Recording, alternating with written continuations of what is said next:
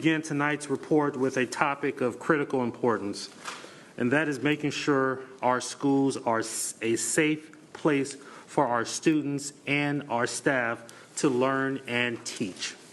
Yesterday, we were informed of a gun being fired on the campus of West Charlotte High School. Thankfully, no one was injured or worse. I want to assure our families here in Charlotte, Mecklenburg, that safety is our highest priority. We have ordered clear backpacks for all of our high school students, and that's a key initial step because many of the guns that were reported and found on our campuses have been in backpacks, such as body scanners used effectively at the airports as well as different athletic events. I figured out why most folks on this board have avoided demanding accountability of Superintendent Winston. He's your fall guy. I'm a retired New Orleans police commander. I did 31 years. I have a lot of knowledge on crime and crime in schools. Guns are not always brought to schools for protection. They're there also for intimidation. First of all, the $441,791.71 shouldn't have been spent on clear backpacks. I can tell you right now it doesn't work. It's already been mentioned. But there are plenty of ways it could have been used. By the behavior of a small number of students that are ruining things for the students that are there to try to achieve. Students and staff need to feel safe in our schools. That's the bottom line. In my opinion, we are in an academic safety and a cultural crisis in our schools. One of which is the fact that more than 900 people have resigned or retired this semester. There's certainly more coming in the second semester. In talking with one of my teacher friends, she said, whatever you think teachers are going through, it's 10 times worse. We're all in trouble, and we all need to act. Talking about a plan, and a plan with regards to our kids, while we're concerned about safety, and that is foremost. What I have presented to you and everybody in the audience is the North Carolina Department of Education data that shows our kids are failing miserably as far as reading at a third grade level. What should be striking is that over 61% isn't even at 50%. This should be sending alarm bells right now. I am demanding that this board come up with a plan starting in 2022, because this is data from 2019. Can you imagine what the data is going to look like for 2020? The need for social, emotional learning is absolutely a necessity. It's the key to success. Many white kids now think they are racist and privileged, and some black kids have given up trying. 7 on this board extended Mr. Winston's contract last April. They thought they found a man that they could control. You know that SEL and equity training focuses on the negative. They're divisive. So we need to understand why a child wants to bring a gun to school in the first place. Really believe it's for their own protection. That is why they're bringing it, is because they need it for their protection, which speaks to the systemic problem that we have in our community of unsafe communities. I've been watching the headlines and reading the articles. CMS is in the middle of a crisis of the magnitude it hasn't seen before. I'm very sad and I'm angry that you believe you have had our children's best interest at heart. You've failed them miserably. Many of you tonight speak of your broken hearts. Everybody's heart is broken, but that's not going to solve anything.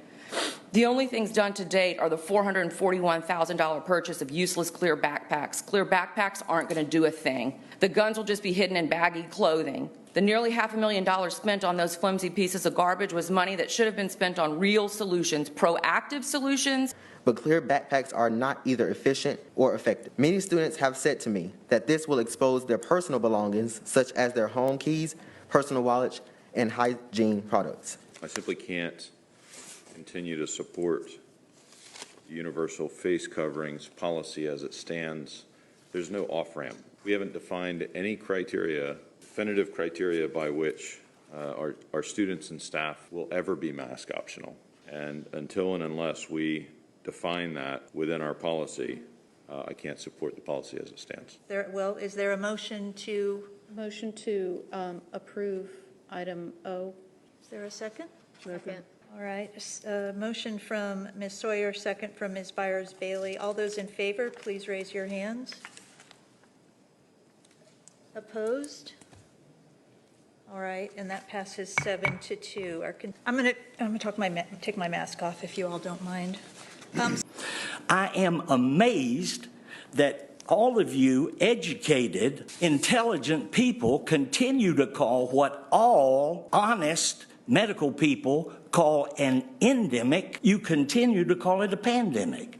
You wear masks that have been proven to do nothing in studies worldwide. A lot, and I hear a lot of really bizarre statements made. You know, even some influential people as of late who've said that trucks pull up to CMS and money's just dumped in it and trucks drive off. You know, these wild accusations, and I'm like, really? And so I'm sorry this is such a bizarre question, but is there any indication from your audit that we just have truckloads of money being, you know, embezzled?